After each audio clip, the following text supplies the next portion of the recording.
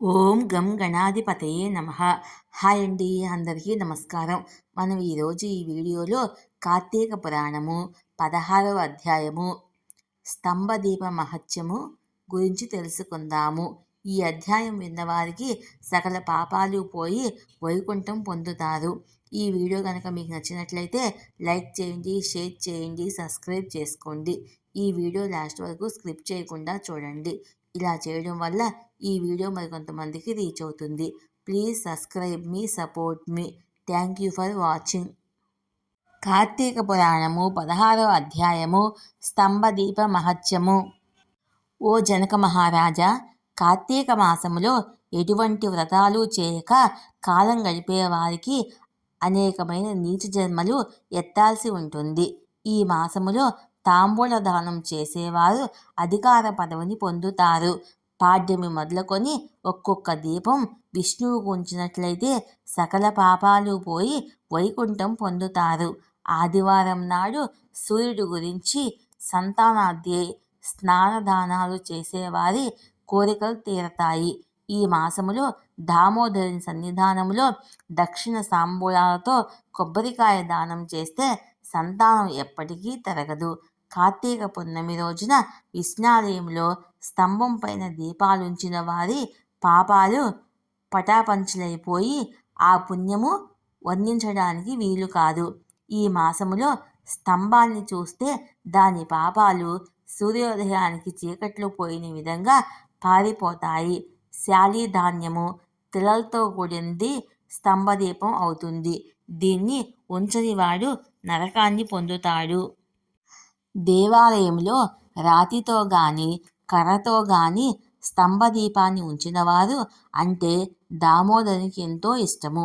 దీనికి సంబంధించి ఒక ఇతిహాసం ఉంది. మాతంగ ఆశ్రమంలో ఉన్న దామోదర మందిరానికి మునులు అంతా కార్తీక స్నాన వ్రతార్థం వచ్చేది.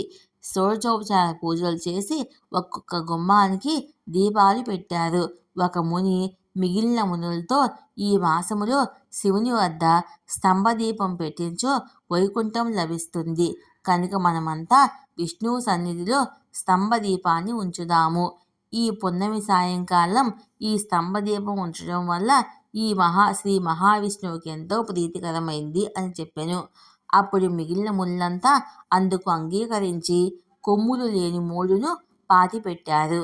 మునులంతా ఉత్సాహంతో విష్ణునామస్మరణ చేస్తూ శాలీ ధాన్యము నువ్వులతో కూడిన నేతి పాత్రతో దీపాన్ని స్తంభం మీద ఉంచారు. తర్వాత విష్ణు కథలు చెప్పుకుంటూ లోనికి వెళ్ళారు.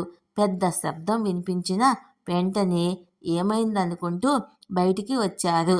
అక్కడ వారు పాతిపెట్టిన స్తంభం పడిపోయి దాని నుండి ఒక పురుషుడు తన ముందు దేహంతో అగుపించెను.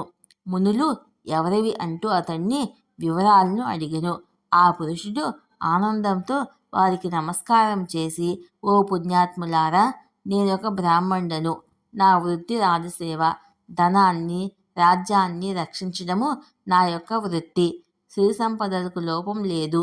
వేదాలు చదవడం మానేసి దయార్థ సదువుడను కాకపోవడం వల్ల ఎప్పుడూ దాన ధర్మాలు మంచి పనులు చేసి ఎరగను. దామోదర కథలు వినలేదు. అనేక మోసాలు చేశాను. పండితులను గురువులను ఎప్పుడూ అవమానించితిని. మరెన్నో పాపాలు చేశాను. అనేక నరకయాతనలెన్నో అనుభవించి నీచ జన్మలెత్తి చివరికి ఎండు మ్రోడునయ్యాను. ఇన్ని పాపాలు చేసిన నాకు వాటి నుండి విముక్తి కలగడానికి గల కారణం ఏమిటి? నాకేమీ అర్థం కావటం లేదు. తమ దర్శన భాగ్యం వల్ల పూర్వజన్మ స్మరణ కలిగింది. దయతో కారణాన్ని చెప్పమని అడిగను. అప్పుడు ముళ్ళు, ఓ బ్రాహ్మణ, కార్తీక మాస వ్రతఫలము ప్రత్యక్ష ముక్తినిస్తుంది. కోయలకు, మ్రోడులకు, రాళ్లకు, కష్టాలకు కూడా ముక్తి కలుగుతుంది. కార్తీక పౌర్ణమి ప్రత్యేకించి అన్ని పాపాలను హరిస్తుంది. స్తంభదీపాలు పెట్టడము మోక్షప్రదము. స్తంభదీపాన్ని పెట్టిన కారణంగా మూడుకు కూడా మోక్షము లభిస్తుంది. స్తంభదీపము మోక్షం లభిస్తుంది అని మునులు చెప్పిరి. అంతటా పురుషుడు, ఓ పుణ్యాత్ములారా, ఎంతో కష్టమైన ముక్తి ఏ విధంగా కలిగింది? మోక్ష సాధనమై జ్ఞానం ఎలా వస్తుంది?